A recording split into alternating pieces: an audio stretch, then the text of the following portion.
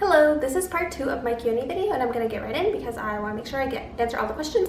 And the first question is my makeup-free face choice, and I take that to assume whether or not I wear makeup and why I do or do not. And I don't wear makeup, and the reason I don't is number one, I stopped wearing it because I was getting very sick, and I didn't know that I was sick. I had some internal, I mean it's still sick, but my skin was showing my internal problems on the surface, and it had nothing to do with my skin on itself. And I had crazy infections, and it was so painful. It was horrible. It was like a nightmare to go through, and I'm so happy that my skin has gotten better because it was seriously like a nightmare. It hurt, like physically hurt so bad. So I stopped wearing makeup because it was making my skin worse, and it was making it more sensitive. It was infecting it even more. And the second reason I don't wear makeup is because I have started to live a more natural lifestyle, and I stay away from anything synthetic, anything processed, anything chemically produced. So that's anything that didn't come from God's green earth and was made in a lab, I stay away from. Unfortunately, makeup products are almost exclusively manufactured in the lab with synthetic ingredients or ingredients that are very not good for you. And that's why I stopped wearing lipstick pretty much entirely, because when I started trying to find a natural lipstick, even those natural brands, which makes me so angry because they're not natural at all, they have so many synthetic or dangerous chemicals in there, I couldn't find anything. I looked through every single ingredient on every single lipstick in Nordstrom and Ulta and Sephora and any place that I could get my hands on in the United States. I mean, I'm like drugstores too, but drugstores are even a bigger crapshoot. Some of the ingredients are scary. They require hazardous labels, and they require hazmat suits when being handled and being manufactured, and then they give this to you so that you can pay money for it to put it on yourself, so you can literally poison and kill yourself. And it is so scary. I urge you to look through the ingredients on your products and see what they actually do to you. That's a whole other can of worms, but that's why I don't wear makeup, because it's so bad for me. And the third reason is because the societal, I guess, marketing, consumeristic aspect of it, it makes me angry. Why do women need to wear makeup? Why can men not wear makeup and women need to wear makeup to feel beautiful and to feel confident and to be accomplished and be put together and be attractive, and men can just get up and go? And it makes me so frustrated that women are intentionally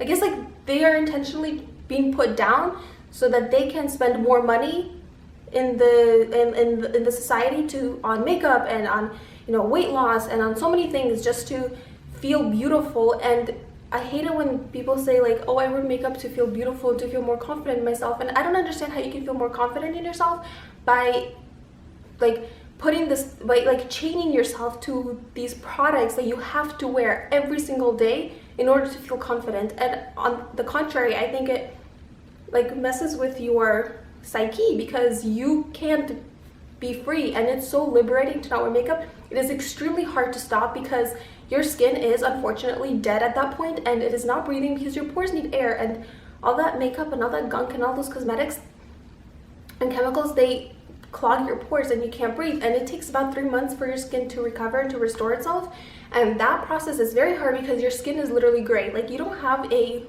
normal person skin tone. You look gray, and you look really weird. You don't look sick, you don't look tired, you just look, I don't know, almost like a ghoul. I know it sounds horrible, but it's true, and it's very difficult, but it is so well worth it. And personally, I think women look beautiful without makeup. And I keep telling my mom, she's no, I don't look good without makeup, I need to do my eyes and my eyebrows and blah blah blah. And she genuinely looks so much better when she doesn't wear makeup, because she looks more radiant and she looks more youthful.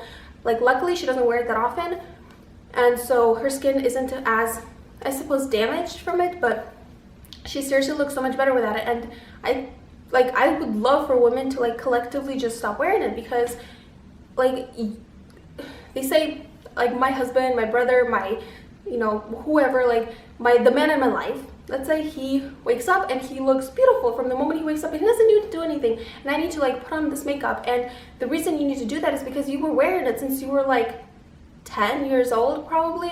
It's crazy how young girls are starting to wear makeup these days, and you have literally never seen your skin not without makeup, and you don't even know what you look like anymore. And Like that's why your skin hasn't been breathing for like 20 years, and that's why it looks the way it does, and you need to wear makeup. And I don't agree with that. I think that, I guess kind of in a way, like, why do I need to do all these things the same way? Like, why do I need to wear heels to like be beautiful and confident and attractive? And sorry for the little swing, there's like fluff flying around. Okay, I hope I put my point across. It's like, so there's like 3 reasons for it. Is for the it was for my health reasons, and then it was for the chemical reasons. And I don't wear any kind of lotions or face creams, any kind of like any products I guess you can buy at a counter in a store. Like I don't use any of that. And so, and the third one is for like societal marketing reasons. So I hope that answers your question. I hope that wasn't too brash. I think brash. Okay, so let's move on. Okay, let's see. Okay, what bags do you travel with? Do you feel comfortable carrying your luxury bags everywhere, or are there certain cities and countries you stay low-key? I'm constantly concerned with theft and attracting the wrong attention to myself or even to our home, so I'm a bit overly paranoid. Okay, so I honestly don't really give it that much thought. I travel with my bags anywhere. I mean, I just try to be reasonable and apply common sense. Like if I'm somewhere, you know, I try not to be alone at night in an alley somewhere carrying a bag in the middle of some like city I don't even know. It's just like common sense. I mean, the way I think about it is there are people living in that country and using their bags in that country, right? So if you're traveling somewhere, you're being in someone else's home. So if you're not going to be reckless, and I think that some people are kind of reckless, and that's why things happen, because for example, leaving your bag hanging on the back of your chair isn't very wise or smart, because anybody can literally pick it up and walk away with it. Like I hate it. This is a huge pet peeve of mine, when people, like I'm at the grocery store and somebody leaves their purse in the basket and just goes to like the end of the aisle to pick something up, and it's like literally any single person can either take the whole bag, take something in it, and you're not even like looking at it after it. So I mean, honestly, like just use common sense. And I've traveled with my bags to Mexico, which isn't a very, you know, safe country. I've traveled like anywhere. I don't really give it that much thought, and I just try to, I mean, be in normal people areas and not be somewhere where, like, you know, in some alleyway somewhere, or yeah, I hope that answers the question. I'm like, I don't really, and I feel like if something happens, then it happens, and everything happens for a reason, and you know, well, oh well. So yeah. And with the home thing, I don't really, like, my neighbors have seen my bags and people have seen it, but I live in a secured building, and it's like, I feel, it's not that I feel secure, I just, honestly, I don't really worry about it. Like, there are so many things in life to worry about, that things that you have absolutely no control over, just, I don't feel like deserve your time and worry. Okay, the next question is, why did you let your Clooney bag go? And the reason that was like the very first video I posted, was the unboxing of my Clooney bag.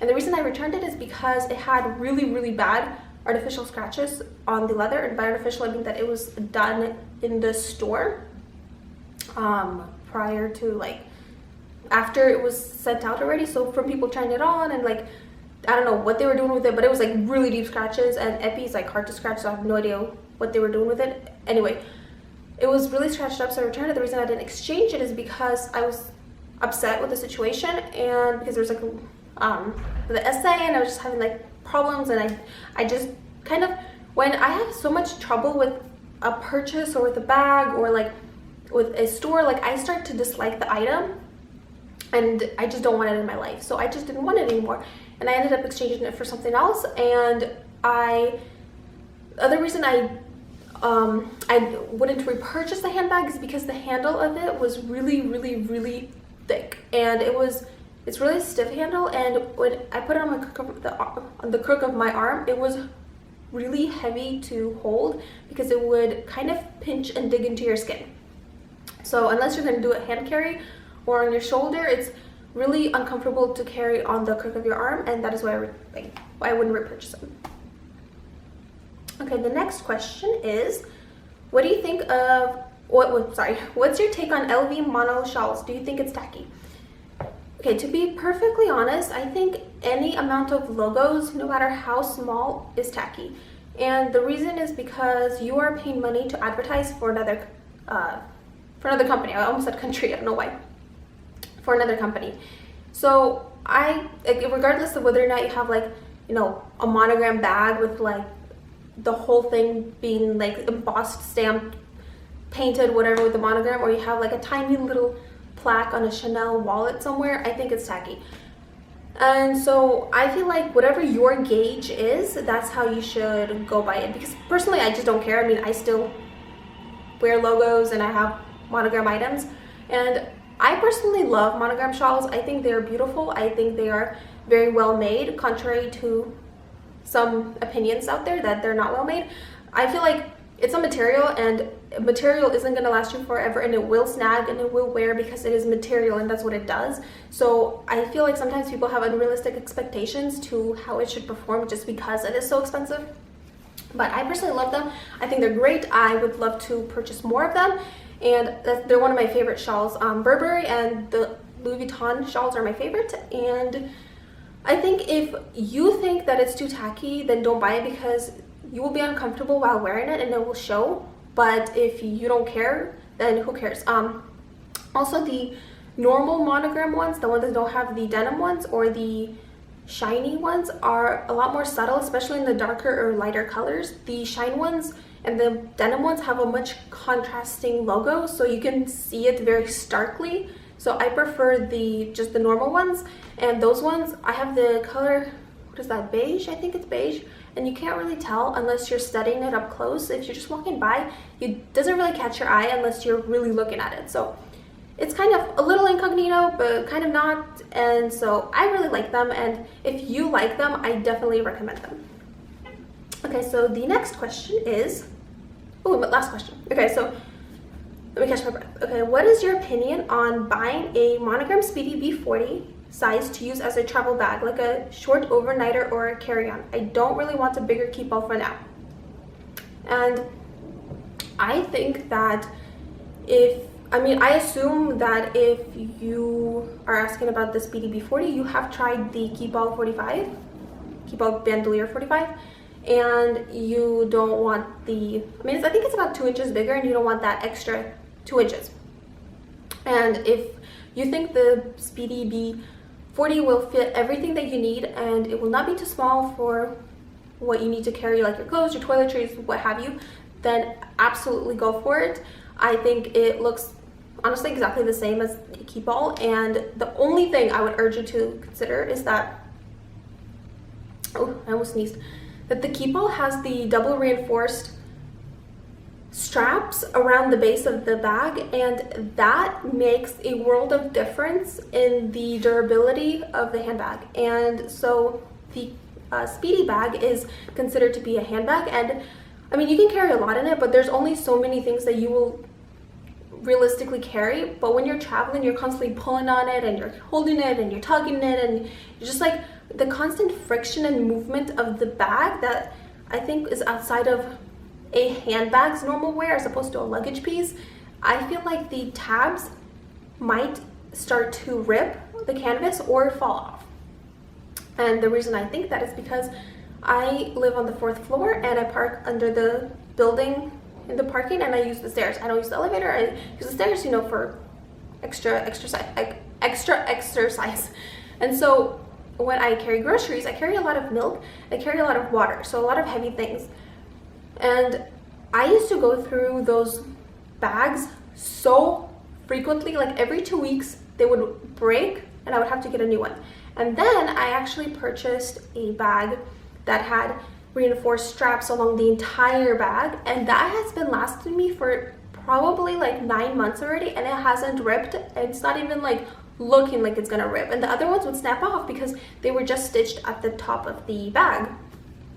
So I feel like if you get the Speedy as opposed to the keep-all, it might start to do that with the weight or the extra use. Although I don't know how long that would take, because obviously you don't, well, not obviously, maybe you use luggage pieces really frequently. I don't use them every day, so I don't know, but I feel like for extra security of like ease of use of the bag, those reinforced straps would really help with maintaining it and not having it rip or tear or get damaged. So I would urge you to consider it, especially since it's a very little difference. It's only 2 inches, and you can not pack it to the brim, and you can just leave that and it'll be more slouchy. But obviously your decision and your call, but I would just consider that aspect of it. So that is all the questions, and I hope I answered your questions. I tried to make sure I went through all of them, and if I missed it, I'm really, really sorry. Please leave it below and I will make sure to answer it